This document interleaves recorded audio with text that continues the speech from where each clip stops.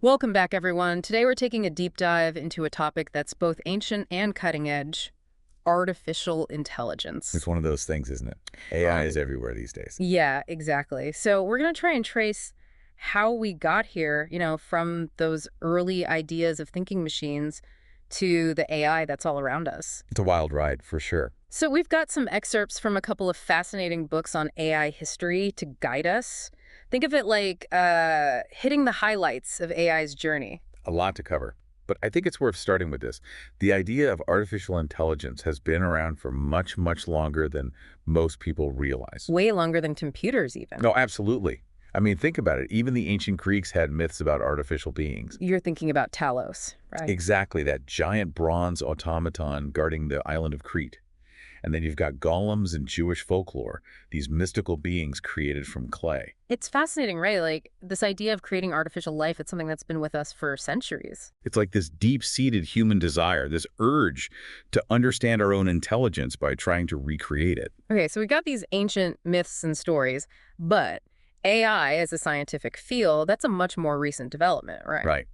The real groundwork for AI as we know it was laid in the 20th century, building on, well, a whole bunch of things. Advancements in mathematics, philosophy, and of course the birth of computer science. Right, you need those building blocks first. So, who are the big players in those early days? Who really kickstarts AI as a field? Well, you can't talk about the beginnings of AI without mentioning Alan Turing. His work back in the 1930s and 40s, it was revolutionary. Oh yeah, Turing. He's the one who came up with the Turing machine, right? Exactly. It was a theoretical model, but it basically laid the foundation for modern computers. You could say he provided the blueprint. Okay, so he gave us the machines themselves. But what about that whole can a machine think question? The Turing test. Ah, yes, the Turing test, proposed in 1950. Why was it so important? It seems kind of simple, like on the surface at least. It is deceptively simple, and that's part of its brilliance. It's basically a thought experiment. Turing said if a machine can carry on a conversation that's indistinguishable from a conversation with a human, then for all practical purposes, we could consider it to be thinking. So it's not about whether the machine is actually thinking like a human, but whether it can fool us into thinking that it is. Right. It's about performance, in a way. Interesting. So how did people react to the Turing test? It really sparked a lot of debate and research, and it still does. People still argue about whether it's a valid test of intelligence, but there's no doubt that it really pushed the field to think deeply about what it means for a machine to exhibit intelligence. And all of this is happening before computers as we know them even exist. It's kind of mind-blowing. It is, and all of this leads us to a really pivotal moment, a kind of coming out party for AI as a field. The Dartmouth Conference in 1956. Oh, yeah, that's where the term artificial intelligence was officially coined, right? Yeah. By John McCarthy. That's right. McCarthy coined the term. And the conference brought together all these brilliant minds, Marvin Minsky, Claude Shannon, Alan Newell, Herbert Simon. They were all there, super optimistic about the future of AI. I was reading about that. It sounds like there was so much excitement, this real sense of possibility. Oh, absolutely. They were developing the first AI programs there, things like Logic Theorist and the General Problem Solver, trying to get machines to actually think, solve problems, prove theorems. It sounds like the sky was the limit at that point. There was a ton of enthusiasm, and for good reason. A lot of the focus during those early years was on something called symbolic AI. Symbolic AI? What was that all about? Well, sometimes it's called GoFAI. Good old-fashioned AI. Okay, Joe FAI, got it. But how did it actually work? The idea was to represent knowledge using symbols and logic, kind of like a super complex flowchart for decision-making. Think of it like this. They were programming computers with a set of rules, like if A, then B, to mimic how humans use language and logic. So it's like they were trying to build a thinking machine by giving it a digital rule book for how to understand the world. Yeah, exactly. And it led to some pretty fascinating early AI programs, like ELIZA. ELIZA, the psychotherapist program, I've heard of that. Right. It was pretty basic, but it could hold these somewhat convincing conversations. It really captured people's imaginations. ELIZA was created back in the 60s, right? It's amazing how far back some of these ideas go. It is. And ELIZA is a great example because it shows us both the potential and the limitations of symbolic AI. You see, while it could hold a conversation, ELIZA wasn't actually understanding the meaning behind the words. So it was more like a clever illusion than true understanding. Exactly. And these early systems were brittle, meaning they struggled with the messiness and complexity of the real world. In what way? Well, they couldn't easily adapt to new situations or information that wasn't explicitly programmed into them. They really struggled to learn from new data. Okay, so I'm starting to see how this symbolic AI approach maybe hit a wall. It makes sense that you'd need a more flexible, adaptable approach for AI to really take off. You're exactly right. And that brings us to the next chapter in our AI journey. Things are about to shift pretty dramatically. So we've hit this roadblock with symbolic AI. What happens next? Where do things go from there? Well, instead of trying to, hard code every single rule into a computer, what if we could get the machines to learn for themselves? Teach a machine to learn. Whoa, that sounds like a huge leap. How do you even begin to do that? That's where machine learning comes in. It's a completely different approach. Okay, I'm listening. So with machine learning, instead of giving computers all these explicit rules, we feed them data, tons and tons of data, and then we let them figure out the patterns on their own. Okay, I'm intrigued, but how does that actually work? It still sounds kind of magical to me. It's not magic, although I can see why it might seem that way. Mm. But a few key things had to happen for this shift to really take off. Like what? Well, first, computing power had to increase exponentially. I mean, we had to be able to process massive amounts of data way faster than before. That makes sense. But what else? And then we had some really important breakthroughs in algorithms, especially with neural networks. Neural networks. I knew that was coming. Right. It's one of those terms you hear everywhere, but it sounds so complex. It can be, yeah. So what are they exactly, and how do they learn?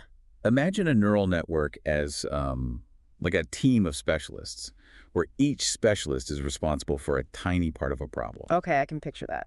A team of specialists. And these specialists, we call them neurons, Mm. they're all interconnected and work together to analyze data and make decisions. Okay, I'm following so far. And each connection between these specialists, it has a certain strength. So as the network learns, those connection strengths get adjusted based on the data it sees. So each specialist learns to focus on specific features or patterns, right? Yeah.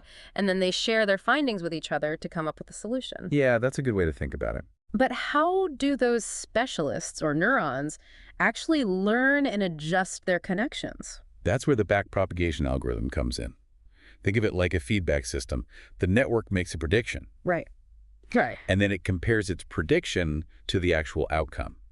And based on the difference, the backpropagation algorithm goes back through the network and adjusts the connection strengths between those specialists, makes them more accurate over time.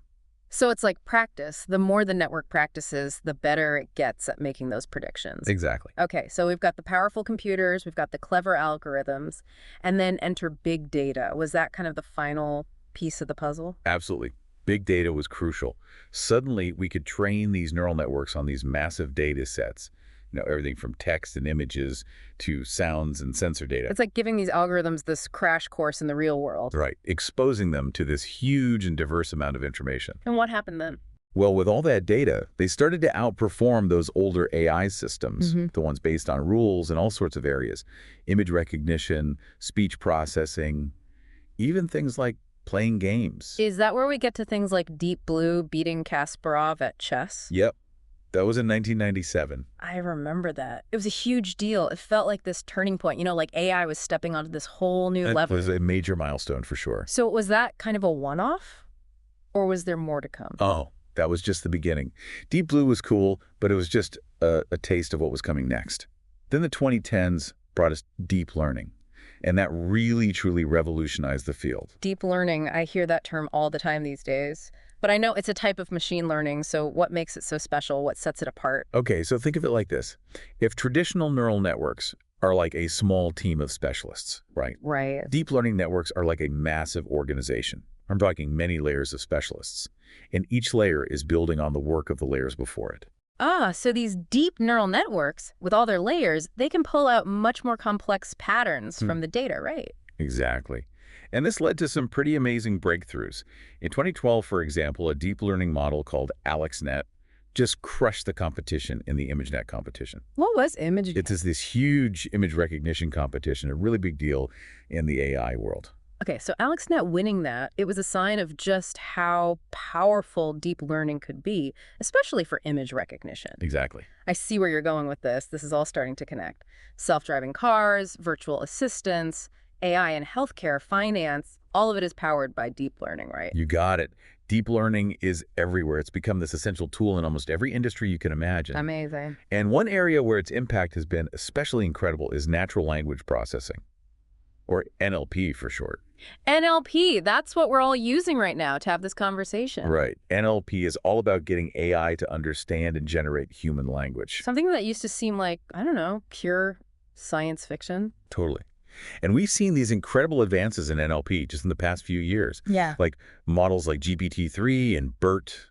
They're doing things that were just like unimaginable a decade ago. I've heard of those. GPT-3, it can write stories, right?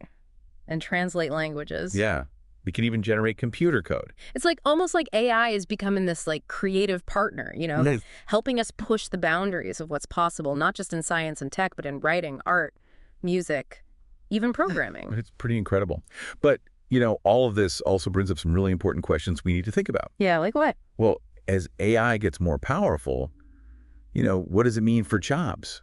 How do we adapt as a society? It's a lot to consider. And then there are concerns about AI bias, right? Yeah. Data privacy, the potential for misuse. All of those ethical considerations are just as important as the tech itself. Right. We can't forget about that side of things. It's a lot to unpack. But I'm curious, where do we go from here? I mean, we've come a long way from those early symbolic AI systems. It's been this incredible journey. But what's next for AI? Well, one area that's got a lot of researchers, both excited and maybe a little apprehensive, is something called artificial general intelligence, AGI. AGI. Right. That sounds like something straight out of a sci-fi movie. It kind of is. So what is it exactly? And like, how close are we to actually achieving it?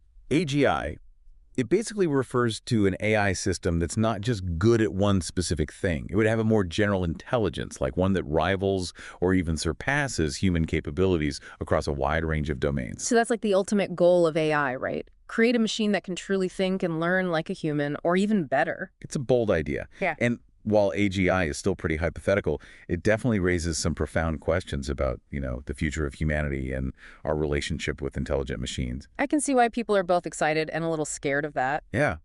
But even if we don't reach AGI anytime soon, the AI that we have now is already changing the world. Right. I mean, it's already shaping our lives in so many ways. So as we move into this future with AI playing an even bigger role, like, what does it all mean for us? Where do we fit in? It really makes you think, Where do we fit in as AI keeps getting more and more advanced? The big question, right? Yeah, and is it going to be like humans versus machines? Or is there a different way to look at it? I think that versus idea, that's where we get into trouble. Yeah. Because AI, at its heart, it's a tool. A tool. Yeah. It's powerful, obviously. It can do amazing things. But in the end, it all comes down to us, how we choose to use it. So are you saying we shouldn't worry about all those, like, sci-fi scenarios where AI gets super intelligent and takes over? Well, I wouldn't rule anything out completely. I mean, it's always good to be aware of potential risks. Yeah. Right? Think about the implications. All right. But I also really believe that AI can be a force for good. It can help us solve all these global challenges like climate change, poverty, disease. That's a much more hopeful way to look at it. It's not about being afraid of AI. It's Okay. about being thoughtful, responsible. Okay, I like that. But then that brings up another question. If AI is a tool, what kind of skills do we need to learn to use it well? How do we make sure humans can thrive in a world that's more and more shaped by AI? That's the question, isn't it? The world's changing fast. So we got to be able to adapt.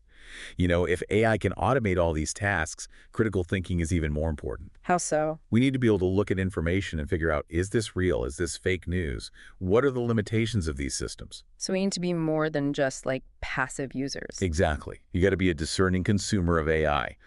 Understand how it works, its strengths, its weaknesses, use it responsibly. But it's not all about tech skills, is it? Right. It's about those human things that AI can't do, at least not yet. Creativity, empathy, emotional intelligence, being able to adapt to new situations. Those are the things that are going to be even more valuable. It's like we need to find that balance, harness the power of AI, but also make sure we keep developing our human strengths. It's not about replacement. It's about collaboration. Exactly. Mhm. AI isn't the enemy. It's a partner. Like humans and AI working together, that's where the magic happened. It's a powerful image, right? Not AI versus humans, but AI with humans. That's a really cool way to think about it. Yeah. This has been awesome. You know, from those ancient myths to the tech that's all around us now, we've really covered a lot of ground. We have. It's been a wild ride through history, technology, even philosophy. And as we wrap up, I want to leave you all with something to think about. Okay, go for it. What role do you see for yourself in all of this? You know, in shaping this amazing technology, what kind of future do you want to create? That's a good one. Something to ponder. It is. And thanks to all of you for joining us on this deep dive into AI. It's been a blast. Until next time.